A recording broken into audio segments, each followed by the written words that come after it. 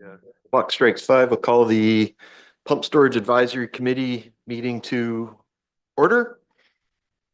Welcome. I think we've got a quorum. The only missing member is Lindy, who we'll miss.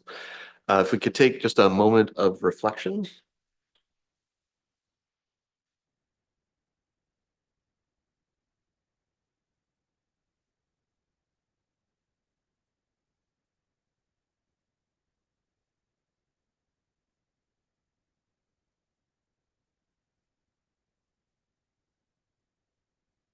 Thank you. Is there any disclosure of pecuniary interest that needs to be made? No? Okay. Um, I'll just read through the public participation. Members of the public are encouraged to provide the committee with their comments and questions. Presentations must be pre-arranged with Kirsten Higginson, project administrator, pump storage project, before the agenda is released. Members of the public who wish to make a deputation about a specific agenda item at the meeting must register in advance with Kirsten Higginson by 4 p.m. the day prior to the meeting. There's a new contact for that. It had been Kirsten's work email. That's been changed to the pumpstorage@meaford.ca. That's so it can be monitored easily if Kirsten is not available. So there'll be multiple people monitoring that. Presentations are limited to 10 minutes and deputations are limited to 5 minutes. I don't believe there are any presentations today or deputations. Okay. We'll move on to the approval of the minutes. I trust everyone had a chance to review them. Were there any comments on the minutes? No, if I could get a motion to approve the minutes. Adam, second. Bob, all in favor? Thank you.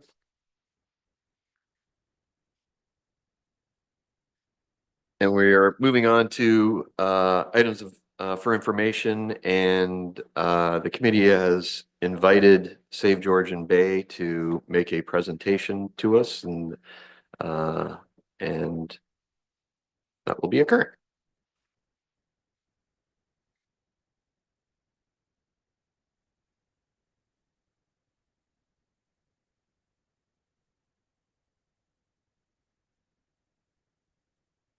Do I have the floor? Mic on? Okay. Thank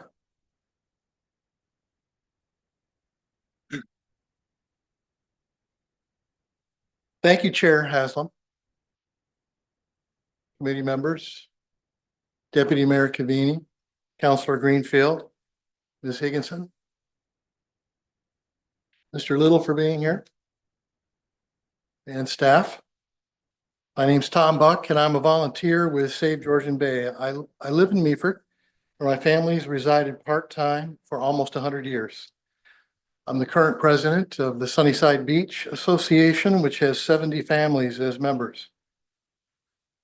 Save Georgian Bay volunteers, made up of environmentalists, engineers, concerned citizens, have been diligently studying this project for 5 years. And over those years, we've used change.org to collect over 40,000 signatures opposing the project, and we've collected over 3,300 signatures on paper on one petition, and several other petitions have been 1,000 each.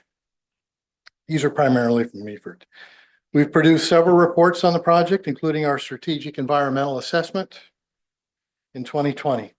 We've run numerous educational meetings for local communities, completed many deputations, and we find that the residents around the Bay are resoundingly opposed to this project. We work collaboratively with the Ontario Clean Air Association, the Georgian Bay Association, and the Escarpment Corridor Alliance. Our efforts for environmental protection earned Save Georgian Bay Ontario Nature's 2024 Corporate Award for Conservation. Ontario's energy experts, IESO, said no to this project at least twice. They are implementing less environmentally damaging and more cost-effective storage solutions which better serve ratepayers. This is my perspective. Can we go to the next slide, please, Kirsten? So despite my opposition to the project, I am here to work with the committee in your role of serving the residents of Meaford. Our primary goal today will be to share opportunities and concerns as we see and hear them from residents. We'll provide some thoughts and approaches the committee could utilize to bring opportunities to reality, to address concerns proactively. Next slide, please. I'm going to apologize to the committee. I'm not a slide reader, so you may have to look, but you have had a copy of these slides, so I am not reading through every bullet on the slide, okay? So just to make sure we've covered the background, this is TCE's picture of the pump storage plant they proposed. The project's open loop. Open loop means the water is being pumped up from and then directly released back into Georgian Bay. No open loop PSPs have been built in 60 years in North America. They're considered too environmentally offensive. TC Energy's proposal would be carved out of the Niagara Escarpment at the Operational Military Training Base in Meaford for CDTC. It is one of the most contaminated sites in Ontario. For later reference, I'd like you to take note of the power transfer station that's near the shoreline. If you can see that on this map, it's near the cutaway where the orange begins. I'm just going to mention that later on. I just want you to know where that is, but it's very near the shoreline, right next to that orange cutaway in that diagram. TCE's John Mickelson claims they can build and operate this with no harm to the environment. He's on record saying he will rely on the Saugeen Ojibwe Nation to oversee or manage this commitment. Of course, Meaford City staff and council and the DND and federal and provincial authorities must oversee and manage their commitments to residents and the environment. It seems to me, should the project go forward, it will be vital to hold TCE and all those entities to this promise of no harm. And that will mean confirming many preventive, proactive actions and systems are in place, as well as contingent actions should something go wrong. Next slide, please. So building this thing's going to change the world in a lot of ways around here. Here's a closer view of that last drawing. I show you this just to pick out a few details. Most obvious here is the base facilities to the immediate right of the reservoir. The reservoir sort of hugs these facilities. Remember that, please. You can see the 9th line where it enters the current base. The boundary of the base is the yellow line to the upper left of the reservoir. There are homes and family-owned properties on the other side of that fence and all down the 9th line to Highway 26, literally down. Of course, the same on the 7th line, a little bit more to the east, which is left of the reservoir in this diagram. It's not shown in this particular part of the picture. Harbor Beach Road, Cedar Avenue, and more. We've counted about 300 homes and families in that area. We're estimating 1,000 people. That's not including some of the multifamily areas like the trailer park, which would greatly increase that number. Note the trees around the left and bottom area of the reservoir. These are growing on the ridge, the cliff that is the steep elevation part of the escarpment, which is part of what makes this geography attractive for pump storage, right? You can see running through the trees in this expanded diagram, a creek to the left of the reservoir. In fact, on the bigger picture, you can see several of these creeks. That forms the watershed from the top of the escarpment to the shore. Now note a little further to the left beyond the trees, we see green fields, which are farms and residences to the east, south and north of the proposed reservoir location. The scale of the reservoir is pretty huge, 400 acres to hold and release 23 million cubic meter of water. This is a weight in and out of 23 billion kilograms each day. These all work their way into things the committee is thinking about, I'm quite sure, among many other things. Next slide, please. Here's yet another view of the base and the reservoir location. Mr. Little, who's here with us this evening from TCE, showed this slide to the Town of Blue Mountains Council on June 24th, 2024. It's part of item B9 on their agenda for that day. The map is from the Federal Treasury Board's website, contaminated site listing. TCE has overlaid the proposed reservoir location onto this map. The presentation that day included how there's one dot representing contamination where the reservoir is proposed to be, and that dot is black. Mr. Little implied that this is the only earth to be disturbed in the creation of the pump storage operation. He commented that this black dot means the contamination issue is closed. The implication he seemed to present is that that dot representing a shooting range is clean. So it's okay to scrape out the earth and put the 400-acre reservoir there.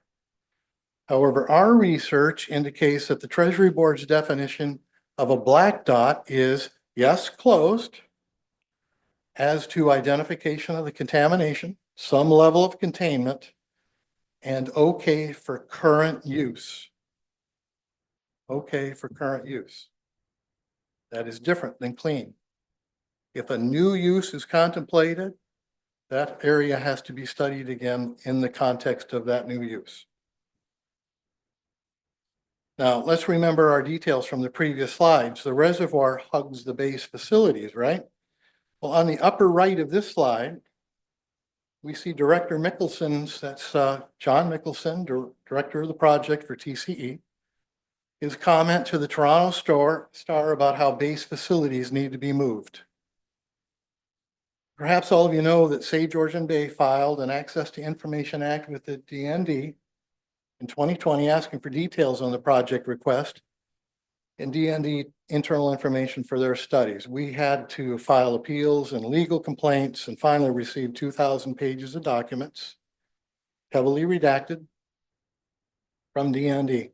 These documents identify that over 20 base facilities and functions would be relocated to accommodate the pump storage, reservoir, and plant. So the footprint for affected areas will be touched, which will be touched, have many other black and red and yellow dots where there's going to be construction activity of some kind as base facilities are moved or and it's a little disingenuous, in fact, for TCE to only show the reservoir depiction as the affected area. What about the roads they build for the big trucks to dig out the reservoir and move around it, to build the dam and walls? The transfer station that's near the shore that I mentioned a few minutes ago is not identified on this map. The areas in the water where contaminants lie due to practice shelling over decades of use by the military, where the intakes are planned. So there's far more to consider here than just the single black dot presented as the issue which has been cleaned according to TCE. I close this slide with a quote from the Ministry of Defense from a letter dated May 9th, 2024. Quote, "It's very difficult to provide a tally and type of ammunition that may be on 4 CDTC. This is in the context of a question about contaminants from shells and activity. They continue, 4 CDTC has been used for military live fire training since the Second World War. It is reasonable to expect that the types of ammunition that could be found include any ammunition that's been used by the CAF during that period." The Treasury Board, it's being used by TCE to talk about contaminants, launched the Federal Contaminated Sites Inventory, which this slide is part of, in 2002. 60 years after the base was taken possession by the military forces. No one really knows what's up there or where it is. Next slide, please. So I'm going to switch gears for just a a little bit here. If you look at this picture, and some of you may have seen this picture before, and some of you maybe have studied it since it came out in my little presentation deck here. So I congratulate you if you did. But for this project, we have a very polarized community, those with a perspective opposed and those supporting. Let's try a little activity here. In this picture, there are actually a couple different images. And you may see one or you may see the other, or it's possible you'd see both. I don't know.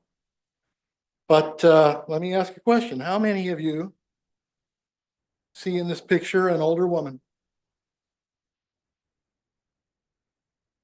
Okay. How many of you see a young girl? Okay, thank you for that. How many of you see both of those pictures? Okay, a couple of you. Thank you. Thank you, Dave and Jenny. So what we see is typically based on our personal perspectives, right? The theory on this, on why this happens, is we have learned to pick up on certain perceptual cues from our personal experience with the world around us. So those of you that see the young girl, which way is she looking, would you say? She's looking to the left. She's kind of looking away from us, right? Those of you that see the older woman, which way is she looking? Sort of straight ahead, a little bit toward us, a little more toward us. So the question is, how do we blend these perspectives to be able to understand both sides of this picture? I mean, two commitments have to be made. One, to listen with an open mind, and one, to share with constructive intent to be helpful. So consider how you would share your view of the young lady, if you see the young lady, with someone who cannot see it, someone who cannot see the young lady. Some people can't see her without help. So if you're one of those who does not see the young lady, consider how you would listen to someone who sees it when you don't. Consider how would you share your view of the old lady with someone who cannot see it. Again, some people can't see her without help. Consider how you would listen to someone who sees it when you don't. Because we have different perspectives. We're on different sides of the picture, right? It takes a lot of patience.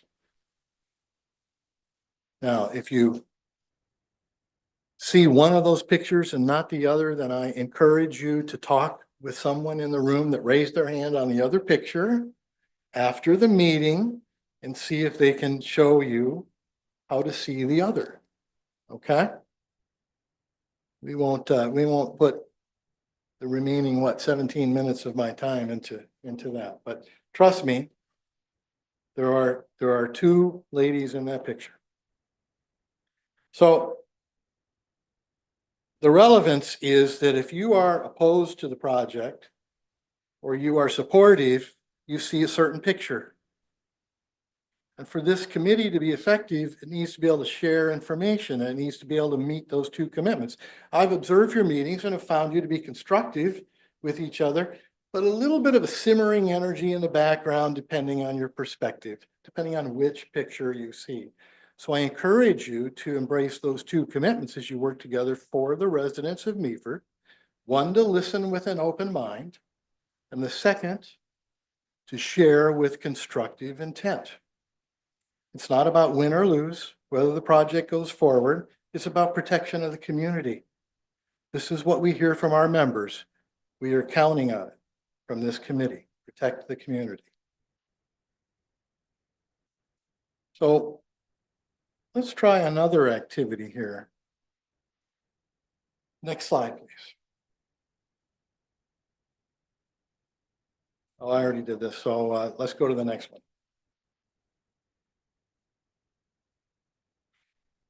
So a little case study. I've taken a couple liberties here, Chair Haslam, and I am sharing some facts that I've made up. So, okay. I apologize to you if in any way I have gone in a bad direction. But the question is, how do we look forward? Forgive me, please, as a former trainer, I'm full of case studies and group activities like this. So let's contrast two types of solutions Chair Haslam and the group, let's say hypothetically in our case study, have decided to create a wonderful hotel here in Meaford. Among many requirements to make it a special place, the chair has recounted the story of a time when his family was at a vacation venue at a hotel in a distant, fun place, but somehow a fire started and the family became separated. And Chair Haslam's youngest sister, honestly, I don't even know if you have a younger sister, but, I do. okay, was lost somewhere on the hotel property. You can imagine the worry and concern they had for her with this fire going. They looked all over and finally found her safe and away from the fire. As a result of that experience, though, Chair Haslam has a requirement that no one in the hotel, no guest in this hotel ever be threatened by a fire. Seems fair. To meet that requirement, this board of directors needs to define actions to be incorporated into design, construction, and operation of the hotel. Let's make a list of some of the things that we could do, and I would welcome a couple of your thoughts on things we could do to keep any guest from being threatened by fire. What, have you got a couple ideas? Sprinklers, okay, great. Fire alarms. Alarms, Fire plan, a fire plan, which is how to exit or, exactly.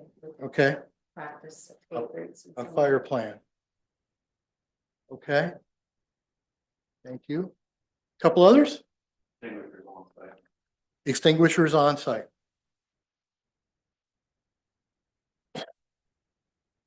Okay. Any others? I'm gonna throw out. Build it out of non-flammable material. Thank you. I was, if no one said that, I was gonna add that. Thank you, Adam. Any others? Okay, so now that we have a list of things we would do to keep anyone from being threatened by a fire, we can analyze it to see how we did in preventing a fire. Remember, our requirement is no one in the hotel ever be threatened by fire. What we find, though, in generating actions to resolve a problem, that two kinds of actions show up. One is reactive. One is a contingent action, okay? It helps address the problem by reducing the severity, the consequence of the problem after it occurred. The other is proactive. It's a preventive action. It helps to reduce the probability the problem will occur.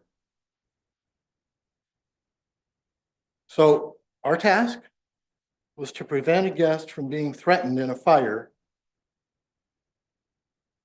Okay, so of these sprinklers, alarm, a plan with exits, extinguishers on site, each of those is reactive. Each of those is a containment, a contingent action. It happens, it is put into use after the fire begins. And that tends to be the way we think about problems a lot of the time. We try and think contain. The one that is a preventive action, atoms, non-flammable material. If we could build it out of non-flammable material, in that case, that is a preventive action, right? We're reducing the possibility that a fire would occur. Does that make sense? Okay. So, in order to determine the best preventive actions, there's a little process that gets us a balance in favor of those. We identify causes. We look at the problem, we identify what would cause the problem, and we put actions in to reduce them or stop those causes. We block causes. So let's think for a moment. What are possible causes of a fire in a hotel? Kitchens. A lot of fires start in restaurants connected to the hotel. So what could we do that would act on the cause of a fire in a restaurant? training, proper training for staff. Training for staff would be, that might be both. That might be preventive as well as what to do in case there is one. Sure. But certainly preventive. Isolate the kitchen, maybe even have it be a separate building, right? We move it a little bit apart from the main hotel building. Sure. Firewalls. Built with, fire. continuous Firewalls, wall. absolutely. So see, now it gets a little easier to think through what would prevent the fire. So what else might cause a fire? Smoking, sure. So it could be a no smoking hotel, or we might have smoking areas that have more protection in them where we could prevent the fire, right? So when we identify a cause, it gets a little easier to identify the preventive action. And it wasn't hard identifying the causes, right? Okay. So if we're going to prevent a fire from threatening a guest to make Chair Haslam happy, we need a balance in favor of preventive actions. That doesn't mean we eliminate the contingent actions, but a balance in favor of preventive. Next slide, please. So, we defined 4 phases in the project: pre-development, construction, operation, and future uses possibly. Most of us have never seen this kind of project before. How do we gain the knowledge for each phase? How do we gain an understanding complete enough to evaluate the effectiveness of protections for the community? It's going to take a very structured analysis, phase by phase, risk by risk, problem by problem, and opportunity by opportunity too. Ground level, so to speak, water level maybe. How would you get this done? Honestly, right now,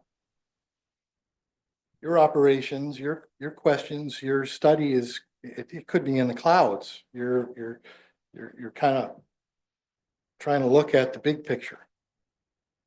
You know, and you come in and ask a couple general questions and there's an adjournment and you learn more about it every meeting. Most of us outside this committee want answers and details and protections, though. We're trying to see that these problems are being prevented, that the study of the causes is going on. It'll require getting beyond the promises and platitudes of the proponent and into the reality, the details of how and why. Next slide, please. So let's look at a couple of the potential problems. There are a number of them. For example, public safety. 1,000 non-residents working and living temporarily in the area. There's some potential problems with that. Toxins released into the air, toxins released into the bay, into the drinking water, wells affected by contaminants, wells affected by a change in the watershed, traffic problems, road structure problems, many more. Now, on the other hand, there's also opportunities. Next slide, please. So here's a list of some of the possible opportunities. They're very visible. Revenue for the municipality, payment in lieu of taxes agreements, grants, permits, particularly for activities that are off, supporting the construction that are off the base, right? Funding improvements to local roads, a municipal benefit agreement that you're beginning to study, jobs for local residents, programs for affordable housing, revenue growth for local businesses, contracts, sponsorships for charity and civic groups. Those have already begun.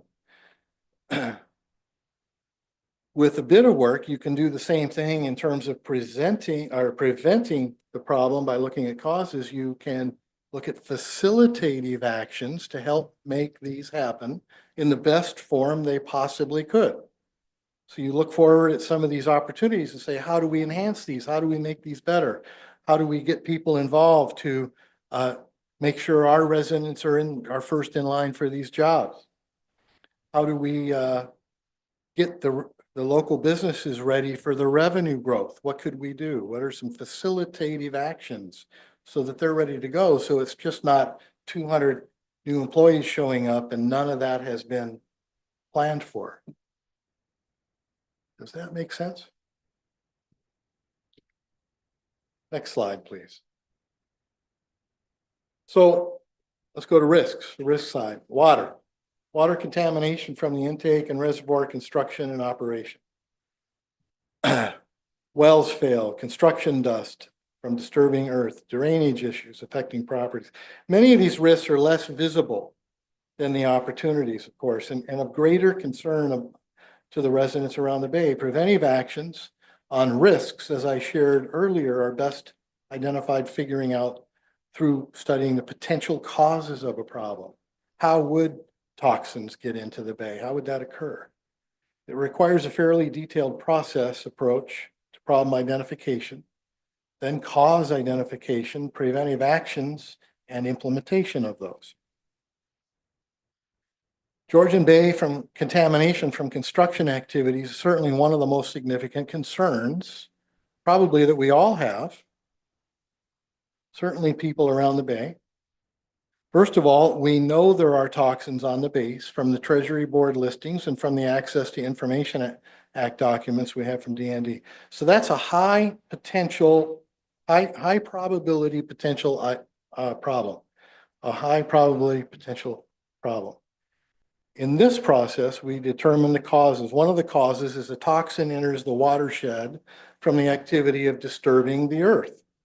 How does the toxin enter the watershed?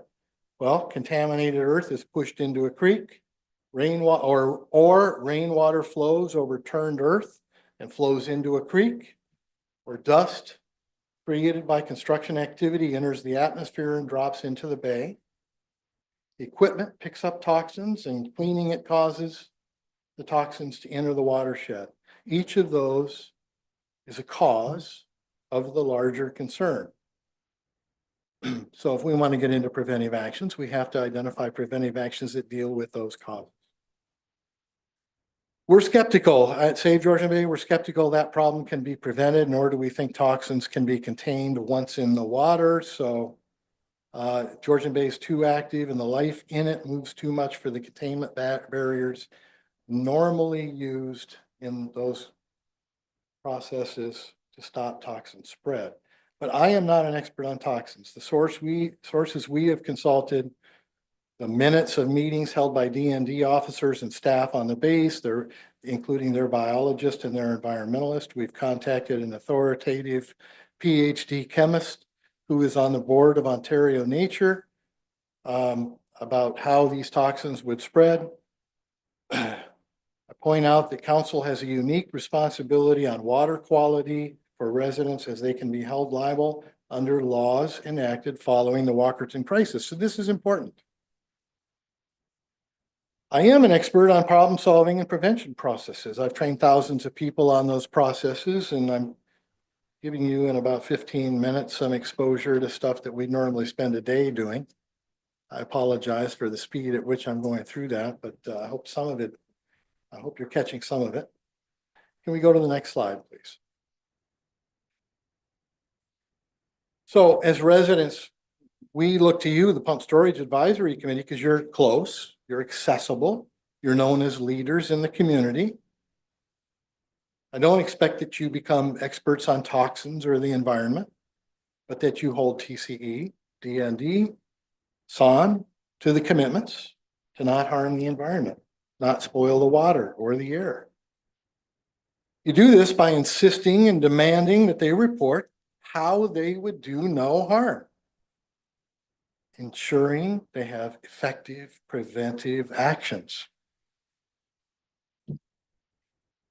Clark, at his presentation to you 2 months ago, pardon me, Mr. Little, at his presentation to you 2 months ago, stated that if they cause a problem, they will fix it.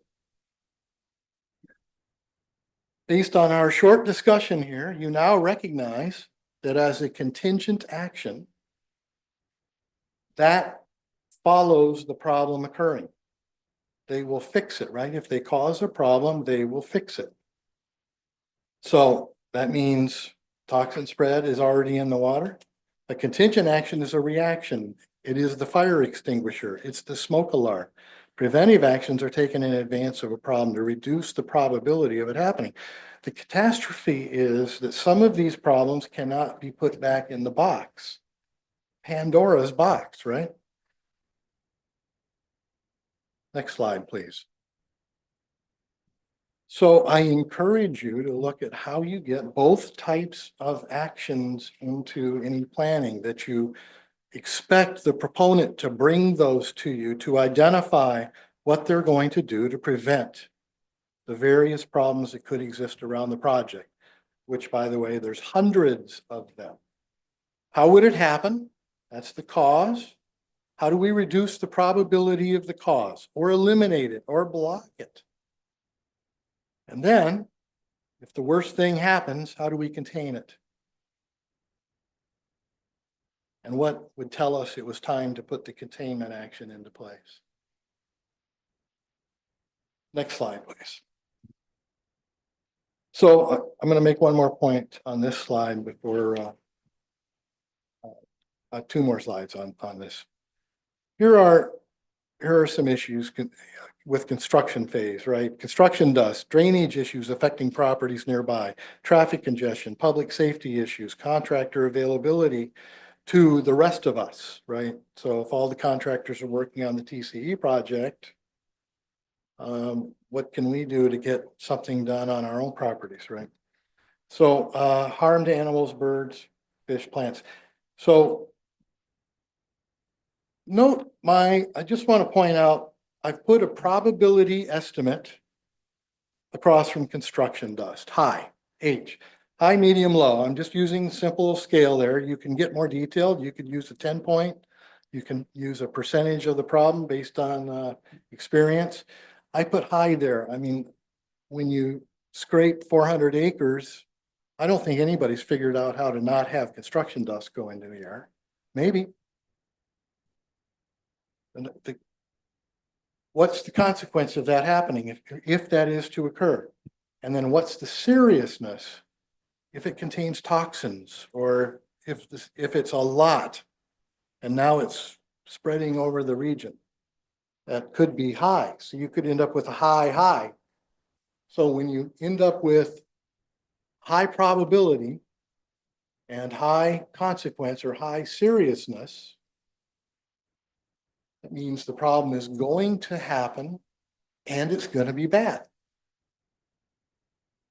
Now, we could have a situation where some of these might be low probability, but still high seriousness. So if it's low probability and high seriousness, we still better do some details on that, because high seriousness means it could hurt. It could hurt pretty bad. Anything with high seriousness should be attended to. Next slide, please. Here's just a couple things on the escarpment, damage to the escarpment. We know that's going to happen, right? That is in the plan. What's the seriousness of that? There's going to be some mitigation. I don't know what that's going to look like. TCE can probably answer that. I'm sure they have some thoughts on it. Here's a risk: karst formations are discovered. Anyone know what a karst formation is? Okay, a couple of you have studied karst formations. So that would be pretty serious. The limestone formations sometimes are associated with karst formations, which is gaps in the rock that is on the escarpment. Mammoth Cave in Kentucky is a huge karst formation. Harm to animals, fish, and plants. Okay. Next slide. Pardon me for a moment. So, what are some sources to learn more about potential problems, the preventive actions, the contingencies? Next slide. So, to study PSP and large energy projects, find communities with experience. Talk to their people and how it worked with whoever that proponent was. You have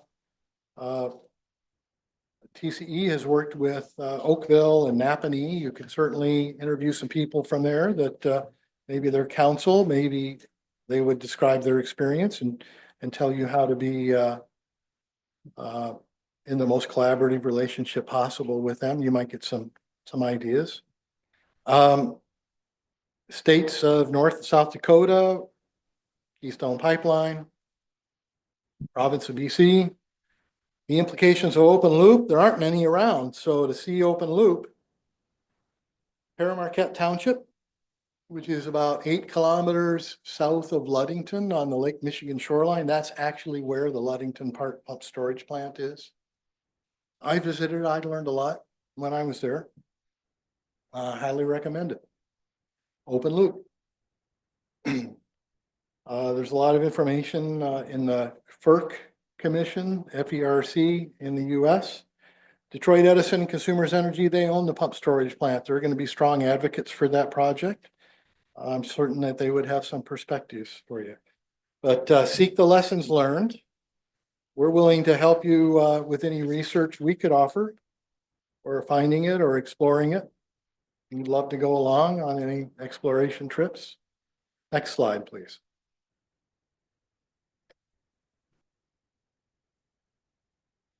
What resources for querying on water quality issues? Walkerton, and shoot, that's practically next door, right? Talk to their water department and their council about how they, what they've implemented since they had their issues. That would probably be a pretty good education. Georgian Bay Association, very concerned with the quality of Georgian Bay. The Great Lakes and St. Lawrence Cities Initiative. Georgian Bay Forever is studying the bay. They just produced we're part of a production of a wonderful documentary on some of the intrusive species that we've seen come into the Great Lakes. And that was a real education. They showed it in Collingwood a couple of weeks ago. It was amazing. All Too Clear, that's the name of it. How could you gather concerns from local residents, surveys, focus groups, interviews, large group meetings? Collect baseline data on existing conditions and share that. Next slide, please. What standards exist for development on the escarpment and with species at risk? The Escarpment Corridor Alliance. Species at risk on the Ontario website. Ontario Nature's programs. Environmental Defense has some publications. I'm sure the Saugeen Environmental Office has information. TCE has done some studies. They're not ready to share those studies yet, despite their commitment to transparency. Sorry.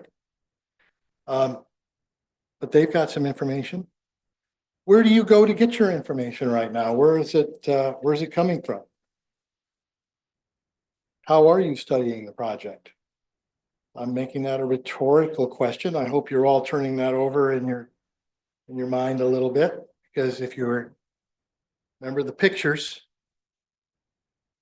if you see one of the pictures and not the other, if you're on one side and not the other, you tend to, it's like our political environment today. You watch a certain news station, that's the source of all your information, and you never learn what the other perspective is. So for this committee, we're counting on you to protect us. Next slide, please. That means you need to see both sides. Here's our QR code if you want to go to our website and see what we have there.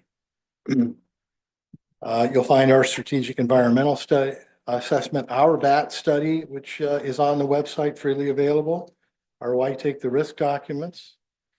And if you're interested in the DND documents, we're certainly very willing to let you peruse those. Next slide, please. So how many of you are familiar with the 9 dots activity, which is used to inspire thinking and creativity? Anyone see that before? Oh my gosh. Okay. Well, The assignment on this exercise, the 9 dots are the dots on the left-hand side here in the picture. It's to connect all 9 of those dots with 4 lines or less. That's the assignment. Most people will spend 15 minutes studying how to do this, and you can't come up with a solution inside the 9 dots. The solution must move those lines in the 4-line solution outside of the 9 dots. So let me describe it to you. If you draw a line from the upper left dot down to the lower right dot, you've now connected, pardon me, for you, it's going to be like this, three dots, right? Now from that bottom dot, you go all the way to the left, and outside of that frame of 9 dots until you can draw a line through the 2 that are on the upper left, not the corner. And then you come down the other 3. That's a 4-line solution. Now, a lot of people have come up with 3 lines or 2 lines or 1 dot solution for this. I mean, this has been around for a while. So, but the point is, most of these solutions, you have to be outside of the 9 dots for them to work. So I'm encouraging you, based on that exercise, to get outside the reservoir and think about the implications of what's going to go on all the way, all around up on top of that hill and underneath that hill and out in the water. Because the pictures you're seeing are not showing you all of that. Where are they going to park the trucks? Where will the roads be? Where will people be living? Next slide, please. Thank you for the opportunity to talk with you tonight. Thank you. Yeah. Applause doesn't happen in here every day, so take it. Yeah. I'm absolutely honored. Yeah, Thank you. Yeah. But thank you, Tom. That was a good presentation and certainly gave us some stuff to think about. I guess I'd open it up now to the committee if there's any questions that you had. You wanted to ask any questions of Tom and Martin? Yeah, thank you very much for your thoughtful presentation. Were you planning to share something of your presentation with us, the interested public, in form of a handout, maybe? Thank you. I'm not sure I'm understanding the whole question. Was I going to share other things from, from the Why Take the Risk document? Oh. Only the decks that I gave you, only the handout that came out with that in the Why Take the Risk document. Right. I probably don't have enough ink in my computer. If you'd like some kind of summary, do you want a summary of the exercises, or what is it you would like? Oh, as you mean like a handout of the slides? I have one hand. No, I don't. I thought I had one with me. I'd be happy to provide you with one. Yes, sir. Because you want to play with that 9 dots exercise. I know that's. Adam, another question. So I've just been taking a couple notes throughout your presentation. So I've got a couple, so by all means, cut me off at any time. You can come back to me if there's still time. Sure. Thank you very much for your presentation. I think we've spoken to a couple of these things in the past, but I'm not going to lie, the word toxins bugs me. What if by toxins you mean the things listed in the little box that was on the slide there? Now, luckily, I've got it on my phone, so I was able to blow it up a little bit. So you've listed metal, metalloids, organometallics in groundwater and soil, energetics in groundwater and soil, PHCs in groundwater and soil, BTEXs, white phosphorus, asbestos, lead, and arsenic. Is that what you're referencing when you speak about toxins? Those are some of the toxins that are identified in the D&D documents. Okay, so when you're talking about And- toxins. Yeah. That's them? That's them. Okay, We believe there are others, but I don't have confirmation that there are others. Okay. Are all of those found on the construction site? Which construction site? Any construction site for this project, are all of those present? And in what levels? I have no idea, but I believe those particular things, many would be on the reservoir site. So Because- we're not sure yet. I'm not sure. No, I'm not. Okay, But the D&D documents do have the biologist and the environmentalist disclosing many of those being present all over the base. but we're not sure about at the construction site versus other parts of the base. Well, I'm I just guess the trying to point I was- understand what, like, we're talking about risks. So Right. I do want to know what the risks are of that site. okay, the little one that was on the Treasury Board map. Any of the construction Okay. sites. Again, you're Well, we speaking to believe, there are we parking believe the lots, construction things like site is far larger than has been represented by the proponent, far larger, twice that size, 3 times that size, on the base and off the base. So, yes, there are red dots and yellow dots and black dots, particularly in the base facility areas. There are dots in that area where the reservoir was hugging the buildings, the facilities of the base. But we aren't quite sure of this list of things, which are present or which at what level. That's right. Okay. I'm not, now the Treasury Board has some information. We can look at the contaminant list there. And I don't have access to the base. Adam, you might have access to the base. No, I Maybe do we not.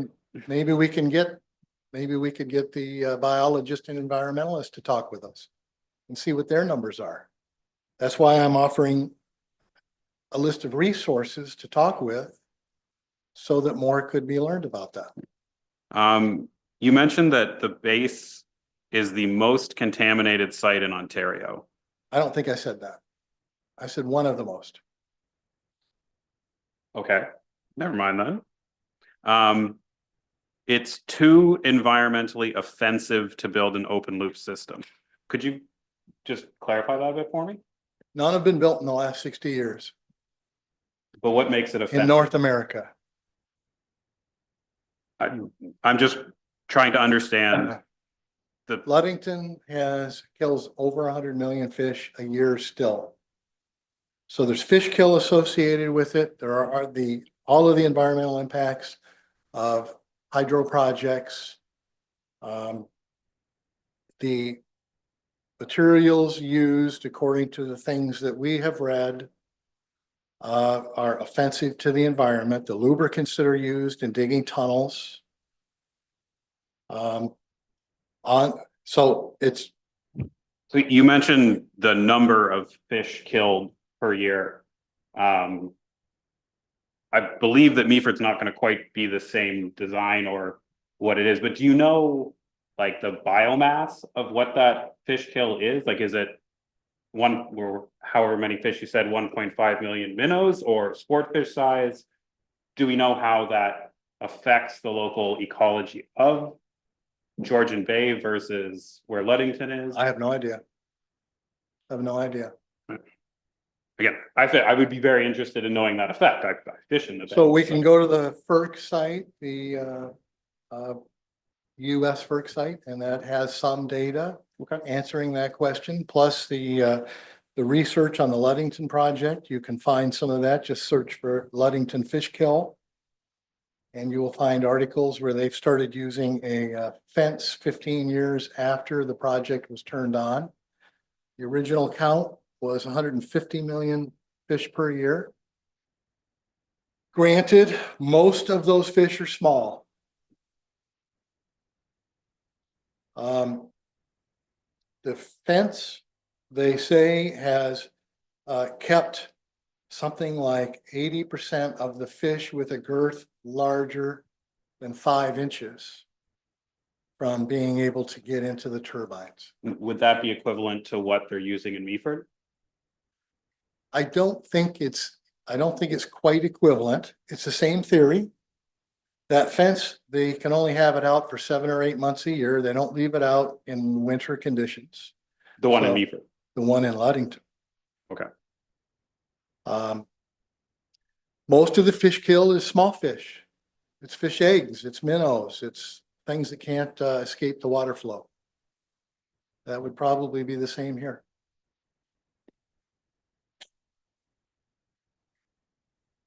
Yes. Jenny. If you look at the Australian ones, it's all like abandoned mines. No one's doing the open loop. It's just, doesn't make sense. Okay. I will yield back.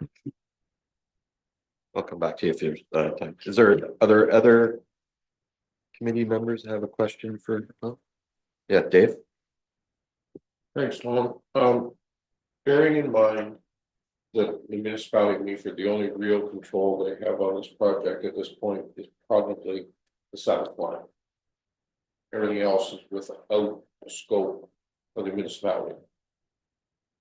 What would, say, Georgian Bay see this committee in their perfect world? What would they like this committee to do? Bearing in mind that the municipality of Meaford has no control. Well, I disagree on that, Dave. I do believe you have some control. I believe council has some control. I believe council, if they did not feel that residents were being protected well enough, or the water wasn't being protected well enough, could revoke their conditional support for the project. If they felt that the water quality issues were not well enough defined yet, and wait until they were defined so that residents and the bay was protected. So I believe there is some control there. This committee could ask that question of council. What are you doing? What are we doing as a municipality to make this safe for residents and protect Georgian Bay? Setting standards. You have standards. You can set, Oakville set air quality standards for their municipality, and that helped protect their residents from a project that was going on. They just set a municipal code item up to protect the air. That same thing could apply here. What would I look for the committee to do? To study these issues and make sure that we're all protected. Certainly cut the best deal you can with TCE. I think that the payment in lieu of taxes on a $7 billion project, I think each of you could look at your real estate taxes for your property and calculate a percentage of value and see whether the number that's on the table seems fair. Right? I think you could probably do that. Yeah. Well, I think at that point, that's where this committee should be going, is looking what we can do going forward. Because the air quality standards stop at base. That's Dave, again, I have great respect for you, you know that. But I disagree because that air is not going to stay over the base. That water is not going to stay in the base confines.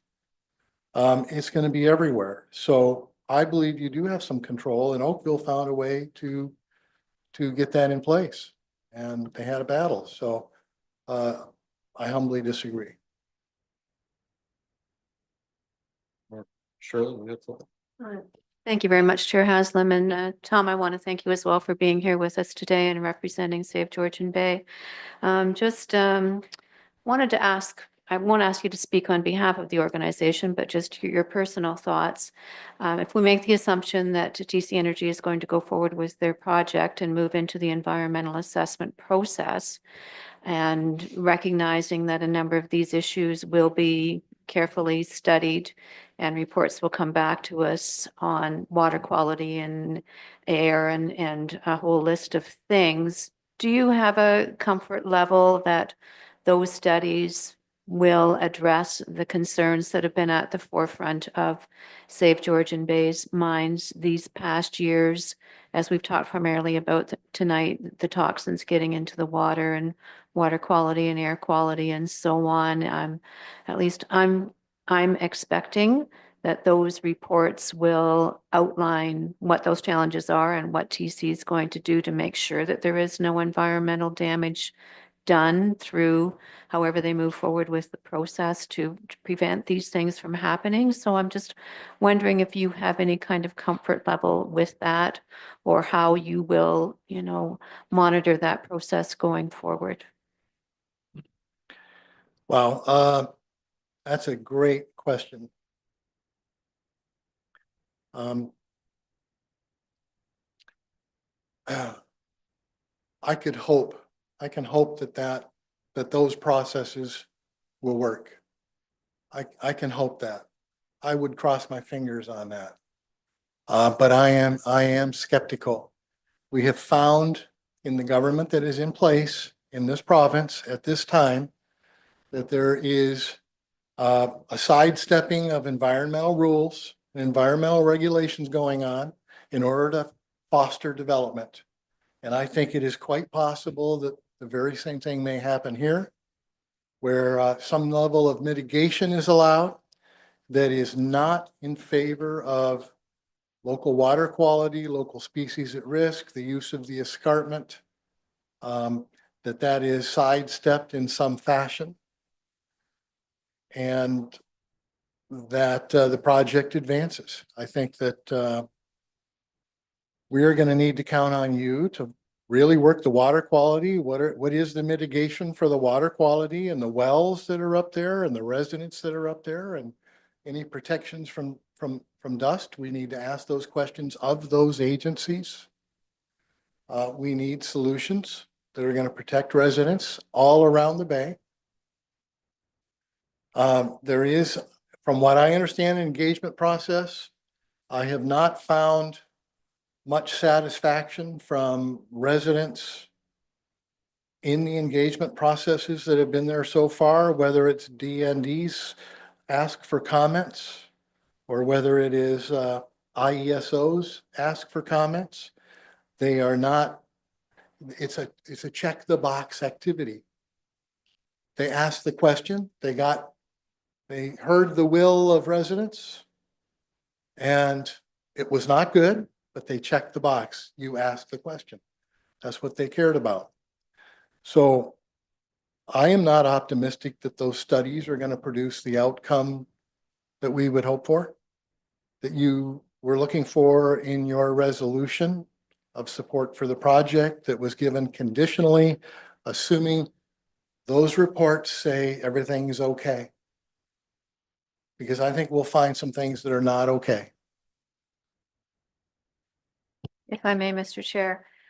And that's why included in the motion on February 23rd of last year that we also will have third-party reviewers, so that when those reports come back to us, we will have our own experts analyze those. And if there are any inconsistencies or anything, as you suggested, there could be, that those will be caught, and that we will then make sure, my favorite phrase, to hold TC's feet to the fire, to make sure that all of those things are dealt with. But I also agree. I mean, this is a stage in the project where I think there's a lot of concern, understandably, as there should be. There's a lot of challenges, and there's some fear, because this is a humongous project for this small community. And I also think, to Dave's point, that we embrace the benefits that could come out of this, because, we have so much control, not full control. And, we want to make sure that if this is going to happen, that it brings the very, very best benefits and results for our municipalities. So I do hope that that is a major part of the work of this committee, that we engage the community and that we talk about that, and that we start that negotiation process for positive community benefits. And I think, there are going to be, it's not going to be perfect. There's going to be some things, that potentially will happen that, we're not going to be totally proud of. There may be some small fish that are harmed, and that may not be preventable. But, on the other side of that, and I'm not saying the benefits outweigh that, but that may be a consequence that we don't have control over. And, we focus on what we can control and what we can negotiate with TC.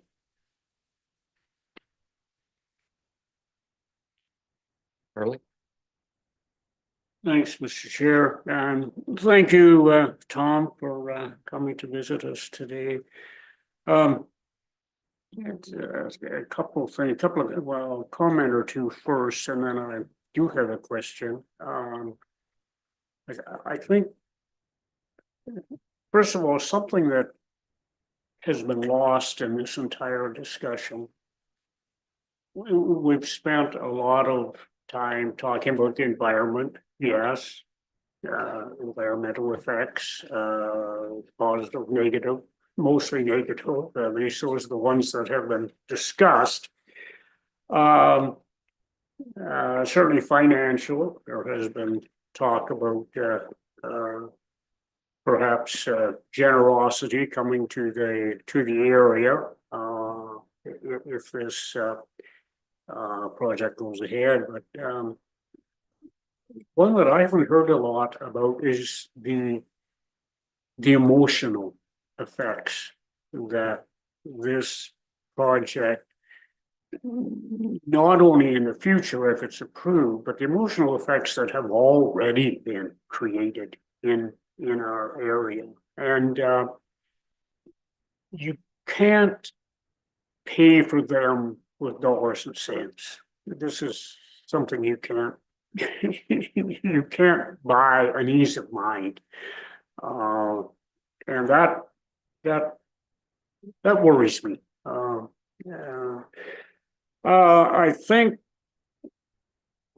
certainly there's no doubt about it.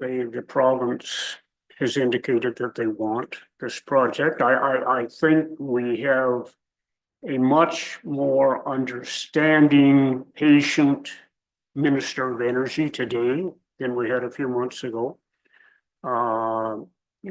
He's very big on nuclear, and that could play a role on, as to whether, along with a lot of other factors, as to whether this project does succeed or not. Certainly, the financial viability. I give IESO a lot of credit. I think they really looked at this. I was very worried back 3 or 4 years ago that they were just going to be a rubber stamping agency, and they have not been that. I think they've played the role very well. There's a small, fairly local committee. It's called the Saugeen Valley Grey Sauble North Bruce Peninsula Source Water Protection Committee. And I'm just wondering if, I know certainly this committee is aware of the project. How could they not be? But they are they're in business to protect wells, municipal wells, source water or surface water, and drilled wells. I think they've got about 34 or 35 different water supplies that they kind of monitor. And I mean, you've talked about possible, toxins getting into the bay and so on and so forth. They are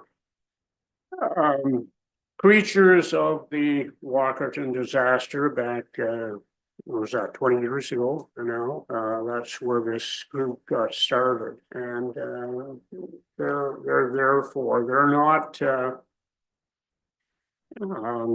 They're there to keep tabs on drinking water, basically, and no, there's nothing thus far to suggest that there would be anything for them to get involved in, but maybe, you know, they might be another group to have on your list. But I got the impression that you didn't have them, so I just thought I'd throw that out to you. Okay, thanks, Thank you. Are there any more questions from the committee? Adam? Again, this is a bit more kind of following Harley's theme of more of a statement, but personally, after hearing, again, all of the issues with contamination, things like that, I'm kind of in favor of having it all scraped away and analyzed and figuring out what's there and what might need to be removed versus over years having it just erode into the bay or pushed up through frost or accidentally stepped on. I mean, that's part of this as well. This whole site might actually get cleaned up and might not be one of those dots on the map anymore. So throughout all of this, that's kind of something that has come to me throughout this talk. May I respond to that? I agree. Clean up the site. Go to work, get the site clean, purify it, make sure it's safe, then start looking at the possibilities for other uses.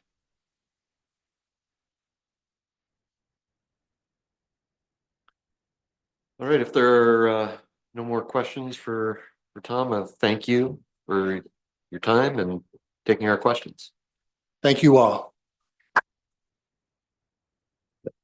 I should, I guess, also make sure that we're aware that Tom also provided the committee with a why take the risk document, which is sort of a background document that Save Georgian Bay has. It's a nice light 30-page read, but there's some good information in it, I think. From there, I think, Kirsten, we're going to take a look at the area of interest summary. Yeah, so it's just updated with the feedback from the last meeting, so now is an opportunity if there's any further feedback after the rest of this meeting, have a place to have the committee voice it. So as a reminder, if there's anything missing or didn't quite touch the points that you had hoped, or yeah, really anything for the committee to say, then we can do that here. Nope, I guess everyone's all right with Jenny. You have a Well, I think, I don't know, I don't have it top of mind, I didn't know I was going to discuss, but I would like to go back at some point and bring like the community's letters that we've received or whatever, and maybe go through a few. Is that what you're kind of talking about, like stuff we've had in the past, but we need to chat about, or no? So the areas of interest summary started out from, I think it was the July meeting where we had the discussion. Oh, And then we said that after each meeting, if there was new points or different things that were brought up as our meetings go on, Okay, then we can gotcha. add it. So that Okay. it's not just like I think the term we used was it's a living document. Okay, gotcha. No, So- I wasn't sure what you were referring to. That's Yeah. good. Thank you for clarifying. all right. Any more questions about the areas of interest summary? No. All right. So we'll move on to committee inquiries. Is there anything that the committee would like to just raise? Ginny. Is it possible that we get someone from the federal impact assessment to come in and speak with us as a guest speaker? Is that something we can arrange? Because I know TC referenced that, and a lot, like, I know we asked them a lot of questions and they really had a lot of non-answers, and they referenced that. So maybe we could get some direct answers and clarification from them. Is that something we could arrange? Yeah, Kirsten. Yeah, so I'm already in the process of arranging that in an upcoming meeting. I think this is probably a good time to follow up on like the guest speakers and that like meetings planning. So IESO has been mentioned, impact assessment has been mentioned, Great Lakes. So we are taking that feedback into account, and I am reaching out to these organizations. With that being said, IESO has declined. So keeping that in mind, I think it might, we might see that happen.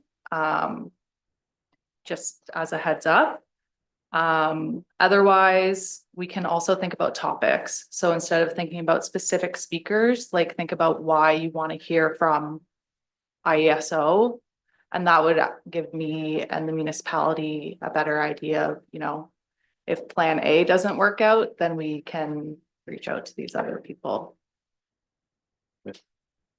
Oh, I believe the impact assessments group is really the most important that we should access, because all through our discussions here since the committee command or started out, it's been discussed as basically the problem solvers of all of the evils of the project, from both TC's side, from the town side, and I'm not convinced that that's the case. I have read much of the accessed information from DND, and one of the paragraphs that's listed as far as under environmental concerns, where they talk about contaminated soils and species at risk and things, it makes a statement about their opinion of the impact assessment. So here's what they say. This is from a DND document. If granted DND land for its usage, the proposed PSP, pump storage project, would be subject to a federal impact assessment under the Impact Assessment Act. The IA process is proponent-driven, meaning it will be written and submitted from the perspective of TC Energy. The Minister of Environment will then review with the federal authority making a decision on the proposed project. So it's DND's opinion that the impact assessment is the one that certainly looks at the data, but all of the data that's presented is proponent driven, written and submitted from the perspective of TCE. That's why I think it's very important that we get people from the impact assessment to clear that up, of how they approach these things, who provides them with the information and how they look at it right at this point in time. Because I've heard from people who've talked to me, one thing, we reach out to people who talk, some of them my neighbors have talked to me and said they expected there's going to be an army of, government scientists come up and tromp around the base with the rubber boots on. From what DND said, that's not the case. So I think we should clear that up. I really feel that that's a key, because so many references have been to the access or assessment of the impact assessment as being the basically problem solver of all. Okay. you have some more to add? Yeah, I just wanted to add a follow-up comment more related to timing of speakers as well. Using the Impact Assessment Agency as an example. TC hasn't formally filed with them yet, so they might not have project-specific answers, and it may be more related to process. So in terms of, I think you mentioned something about being driven by the proponent. So that could be a process question, but keeping in mind the timing of the guest speakers as well. Oh, I expect no answers from the impact assessment on this project. I just was looking for how the impact assessment actually is done. Yeah. So process, do they tromp around the base in rubber boots? All right. Yeah. Do they actually do that? Is that how it works? No, I'm not expecting any kind of a ruling or any information from the actual pump storage project. I didn't make myself clear. I want to see how the process works. Is it, as DND says, that it's a proponent driven? In other words, the studies are done by TC Energy or whoever the proponent happens to be. I'm using TCE, but it can be any proponent. Is that how it works? The proponent gathers the information, pays for the studies, does the summaries, and submits them for review. And they go down to whoever reviews them and they check that off. And if things look okay, then it's done. So that's what I'm after, not this project. Okay. Yeah. Thank you. Definitely on the same page.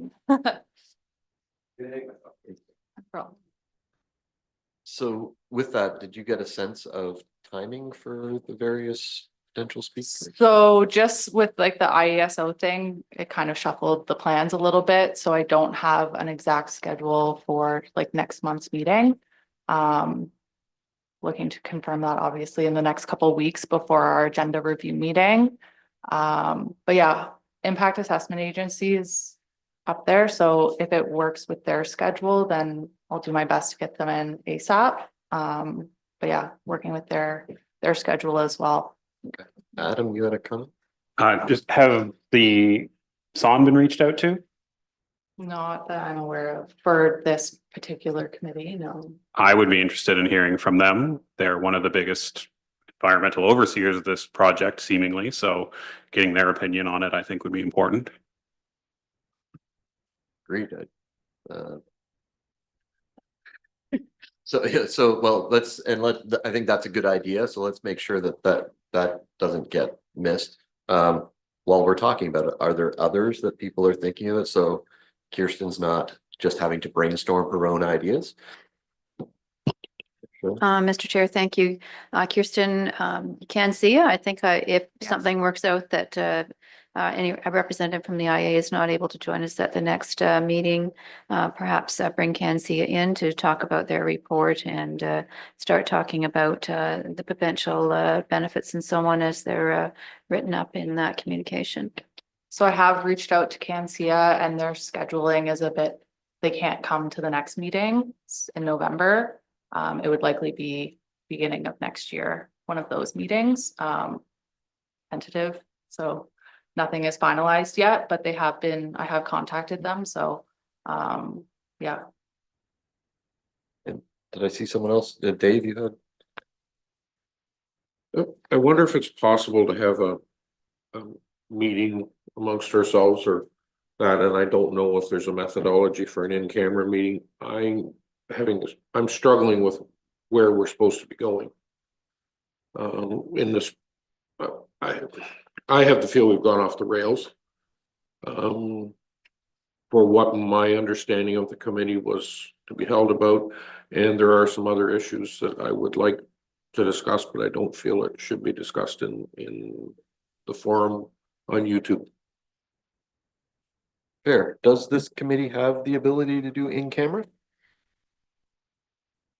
I don't know a for sure answer to that. So I'll definitely have to follow up on that. Yeah. Certainly where we're supposed to be focusing, I don't have a problem with that. Yeah. In the regular realm of things, but. Yeah. Okay, Adam?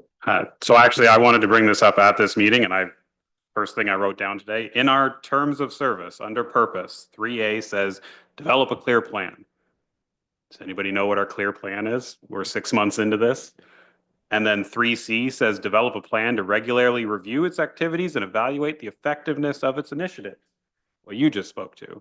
I think we've kind of put the cart before the horse with a few things. And maybe we need to spend the winter, maybe not having a bunch of speakers. We can plan those for the spring again, but we need to develop a clear plan and then figure out how we're going to review it and make sure that we're serving the municipality properly. So I really do think that should be our focus moving forward into the winter, is dealing with that 3A and 3C purpose. Yeah, makes perfect good sense to me. Clearly the committee, we wanted to hear from the proponent. There's certain things that we wanted to get just as a baseline for this group. I think with today's presentation, we've heard from the proponent and we've heard from the primary voice of the opposition to it. That should about level set. And I agree, we need to start actively working on what the plan is. We've touched on it in some of the other meetings about how do we get community engagement, and we need to nail it down with action plans for sure. Yeah, Adam? Well, then I'd like to propose that our next meeting is developing the plan. And I mean, getting speakers and things like that is great, but I do very much think that our next meeting should be focused solely on developing our plan. Mr. Chair, if I may, I'm really glad you brought that up, Adam, and that Dave, you made your comments.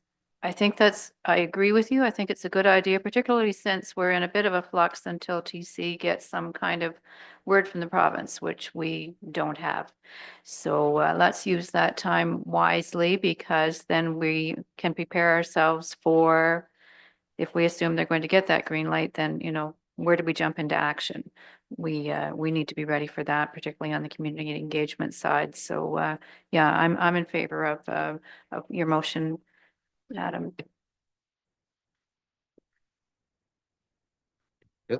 Bob?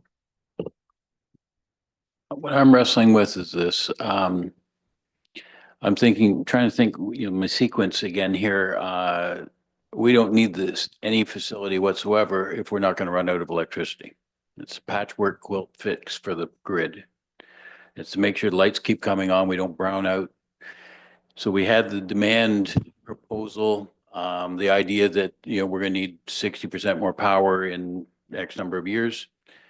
And so, TC comes out of the blue and says, "Hey, I have this idea," right? I looked at their website, their investor section and on the TSX, and they have a dozen or so projects.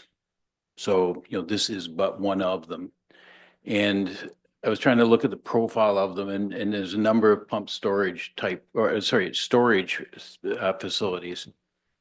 I was reading through the Save Georgian Bay thing, and I'm seeing, we should do batteries. We should just do batteries. And there's something, the Oneida project, I guess, and it's $800 million to provide a quarter the size of this. So they think that they could do this project with a bunch of batteries for the estimated price of $4 billion in total. And I'm looking at going, okay, well, we're making the premise that we're going to need more electricity. I think, generally we'd have consensus, we're going to use more electricity. Then we're making a premise that, we need to store electricity in off-peak times to cover the overage. And, TC, of course, driven, not just for being good guys, but because they're going to make a profit off this thing. And it's really interesting to me when I talk to my friends about it, and I say, so they're going to pump it up the hill at 3 cents and they're going to bring it back down and sell it at some number bigger than 3 cents. And they're going to recover $7 billion. Like, you do the math, but it's really impressive to think of the audacity of the project. Really quite phenomenal. The math is amazing. Then I look at it and say, okay, well, is this the right solution? Is it batteries? Will this change over 50 years? Is a pond the worst thing in the world that can happen? So it really is a complex thing. I do need a clear plan. I think we need to look at it and say, okay, this is beyond our scope and this is within it, because we have a lot of work to do just to establish that brief thing I've just talked about here. The idea of batteries, I find intriguing because I think about fair trade coffee. And fair trade coffee to me means that it's harvested in an ethical way, it's farmed in an ethical way. It doesn't incorporate child labor. It's all the things we aspire to, that it's done right. And it's not taking advantage of anybody. So we have fair trade coffee. Do we have fair trade lithium for batteries? Are we shipping our pollution to Chile when we build a battery in Canada?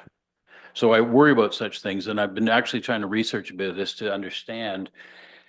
We hardly get anything built in Canada anymore because we have all the environmental restrictions. So we just ship it somewhere else. We send our capital somewhere else, and they send us back a boatload of whatever we were trying to buy, because they don't have to, agree to our regulations and our processes.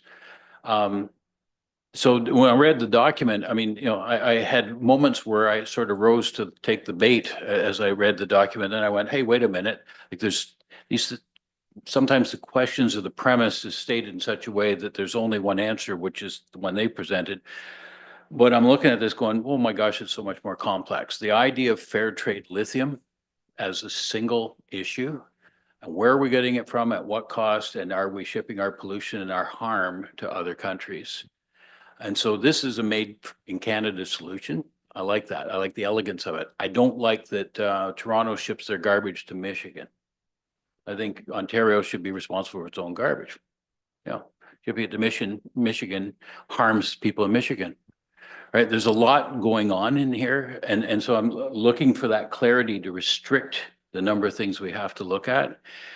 I don't feel that it's our responsibility to look at batteries versus pump storage. It's just look at the project and say, does this thing pass muster? Have we got, I do like the idea, that if we understand the process, we don't find ourselves on the outside of the approval process because it's only proponent driven. I think we should have that say and that reassurance that the right thing's getting done by somebody.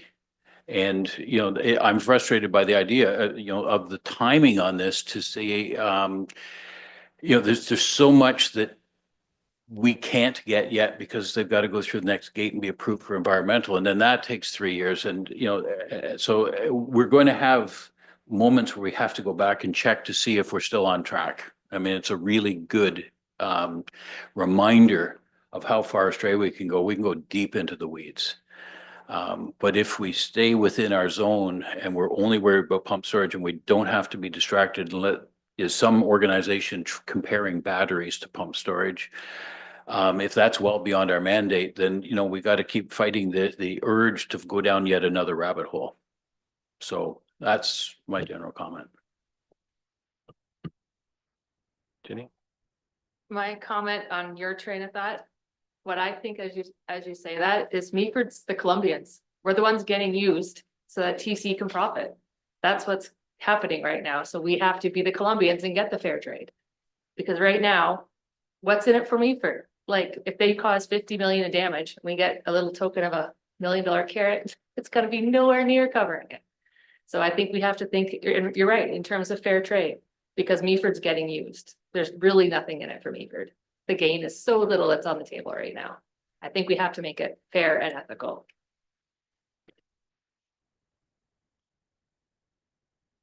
Yep, go ahead. Well, further to that, I'm looking at this going, okay, I've asked the same question of myself. It'd be interesting if Meaford had shares. Right? It'd be interesting. We're not involved in the community benefits agreement, but participating on the same side as the people that stand to benefit means we benefit too.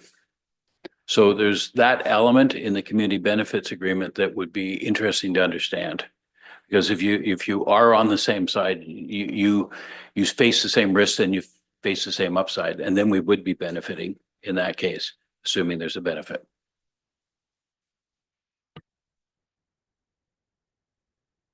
Yep, Bob. Bob to Bob here, right? I think we should really concentrate on Adam's suggestion of formulating an action plan. And I don't believe supporting or not supporting TC Energy should be part of that plan at this point in time. I think it's outside of our mandate. If it goes, it goes. If it doesn't go, it doesn't go.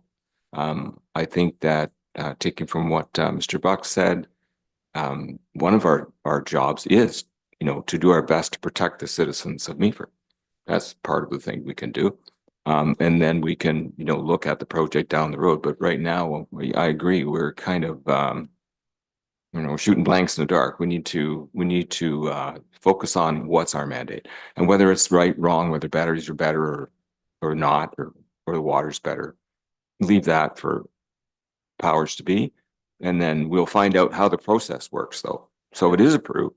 We know how it works and what they will do and what they won't do, right? That I agree. Thank you. Yeah, I think the committee needs to recognize that we are being fed a fire hose worth of information. Much of it does not apply to what our mandate is. And that's okay. We need to have a general understanding. And then, like's been said, and I agree with, then we need to focus down to what our mandate is, because we don't need to decide our batteries in any form better than this. That's someone else. We're focusing on what happens in the municipality. Yeah. Okay. So part of the reason I bring this up is I'm very conscious of the people on the other ends of the cameras. And the public is, whether it's our mandate, they're not restricted by that. So these are the questions I feel people are asking and wondering about. So to reassure them that we're not missing anything, but then establishing that's not within our mandate, that's fine, but the idea of batteries is coming up in a handful of my conversations with people. So I feel that on behalf of the people on the other side of the camera, I want to make sure I say the word battery, right? And then I'll make a terrible assumption because I don't like to make an assumption, but I expect that some organization has already made that decision, whether it's TC and they said, yeah, it's not profitable enough, or whether it's a government entity that says, no, we want a certain number of batteries and a certain number of pump storage because we want things that are fail safe, well beyond my understanding at this point. But the people in the public that aren't in this room might be asking that question. And so I'd like to make sure that they realize that we're trying to be as open as we can, working with our imaginations to make sure we cover all the bases. And then, if we can't do it, we can maybe point them in the direction where they could find that information out. So that's my purpose in asking that. Adam, you've got another inquiry? I mean, and this might be transitioning into the next portion of the communication, but I think it flows well from Bob's statement that we do read all your communication. At least I read all the communication, the correspondence that's sent in. A lot of it does fall sadly outside of the mandate of our organization. I read the species at risk one that came in this month. It was an excellent set of questions, but again, not something that I think we can answer. The public sending in those messages, absolutely continue. We want to read them all. And don't be discouraged when we might not necessarily bring it up at the meeting before you send it in. It just might not be something we can deal with at this committee. Yeah. And in the last meeting, I made an effort to sort of quickly summarize the letters and the correspondence that we had received, so that people were aware that we were reading it. Earlier, I hadn't done as good a job at that, but getting better. So with that, if we'll just move into the correspondence list. So the committee will consider correspondence received by members of the public during each meeting. To share your thoughts, comments, or concerns with the committee, the public can send their email to pumpstorage@meaford.ca. When we receive those, they'll be compiled into a correspondence list, which is then distributed to the committee members prior to the meeting. And the cover sheet will be included in this agenda. So today, there was correspondence from Karen Joy Coleman, and it was regarding invasive species, primarily focused at the inlet of the system. Certainly, it's something that needs to be considered. I'm not sure it's for the purview of this committee to solve that, but it can be one of the items that we are concerned about. We also received, using the process that was established during the last meeting or over the last month, some correspondence from TC Energy. One of the committee members had outlined a list of questions. From my reading of TCE's answers, there was a hearty effort to provide answers. I was particularly pleased to see the detailed map, something that we had been looking for, and it does show scale and ranges for us. But this is the opportunity if anyone would like to discuss that correspondence that we received back from TC.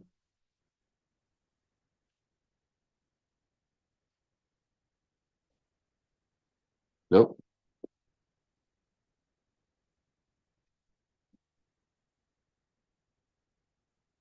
Yes, Martin? Yeah, we talked about that map previously, and I asked about it, and I just wonder if you have any idea where we are standing with that.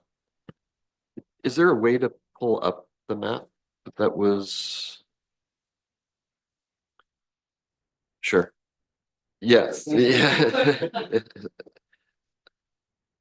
Yeah, so in the package that we received in the, how many ever pages it was, in there, there is the map, and so Kirsten will pull it up and share it with the committee. Yeah, Jenny? Well, she's looking, I did want to find out when the baseline tests, when they're going to start. They had made comment about, rather, we're talking in question 7. Question 7. Well, of the question that they'd answered, but yeah, I'm curious when the baseline test will start, just so we have an understanding of kind of timelines. Okay, so in fairness, it sounds like we've got just a follow-up question there, that we can add, that we should certainly ask of TCE.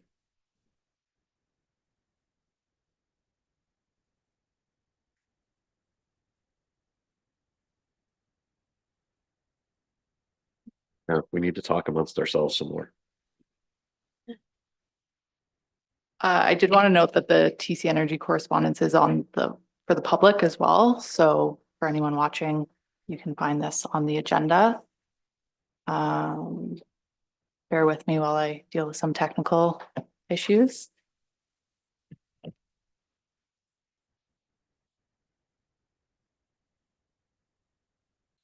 There it is. So certainly one of the issues that with the other maps that we had seen is it didn't show residences, you know, in any clear way. And this map is certainly doing that. Anyway, I believe they satisfied what I was looking for in terms of a detailed map. Right.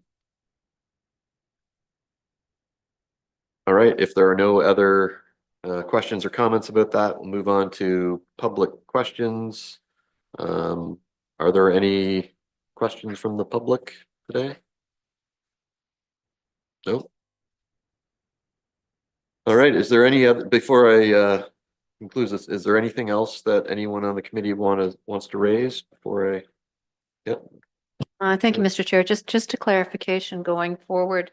Kirsten, may I ask then if any of the members of the committee have questions that they want to submit for the either to go to TC or for the areas of interest summary, just as a review, do you want those sent then to pumpstorage@meaford.ca rather than to yourself personally, or just how do you want that handled? Yeah, so with all of the public participation, correspondence, with the public on the agenda, just for consistency, pumpstorage@meaford.ca. The TC Energy correspondence process, committee members can email the address that TC provided and then can expect TCE to CC pumpstorage@meaford.ca with their reply. So when they reply, that's when we'll get notified and we can put it on the agenda.